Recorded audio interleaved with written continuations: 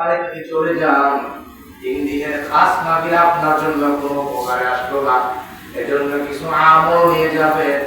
পীর সাহেবের কাছে কিছু আমল যদি নিয়ে যেতে পারে, আগামী খাস মাহফিল পর্যন্ত আমলগুলো করার সুযোগ পাবেন। বিনিময়ে আল্লাহ আপনার গুনাহগুলো ক্ষমা করে দিবে। এজন্য কি করতে হবে? কিছু আমল নিয়ে যেতে হবে। এই কিছু আমল দিচ্ছে, এগুলো খেয়াল করে, এগুলো আমাদের কথা জানিয়ে দিলেন। তোমরা আমার সবাই মিলে আমার রাসূলের আনুগত্য করো, রাসূলের ইত্তেবা করো, রাসূলের আনুগত্য করো।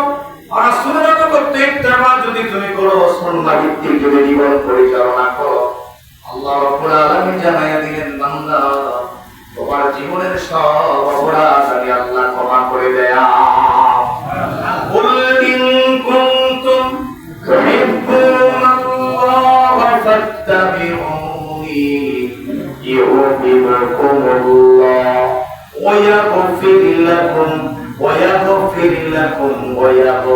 লাকুম বান্দা তুমি যদি আমার রাসূলকে অনুকরণ করো, জীবনের সব জায়গা মেনে চলো, আমি আল্লাহ ওয়াদা দিলাম ওয়া ইয়াগফির লাকুম যুনুবাকুম, তোমার সব অপরাধ গুলি ক্ষমা করে দেয়া।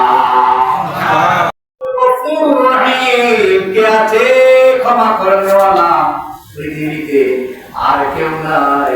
সবচেয়ে বড় ক্ষমা করনে ওয়ালা কে? আল্লাহ বলে দিয়েছেন, বান্দা আমি বড় ক্ষমাশীল, আমি বড় দয়ালু, আমি আল্লাহর কাছে ক্ষমা চা। আমি আল্লাহর কাছে ক্ষমা চাওয়ার একটা মাধ্যম হচ্ছে আমার রাসূলের ইত্তেবা করা, আমার রাসূলের অনুসরণ করা। যদি তুমি করতে পারো, আমার রাসূলের যদি অনুসরণ ইত্তেবা করতে পারো, আমি আল্লাহ ওয়াদা দিলাম ওয়া ইয়াগফির লাকুম যুনুবাকুম আল্লাহু গফুরুর রহিম। বান্দা তোমায় আমি ক্ষমা করে দিব।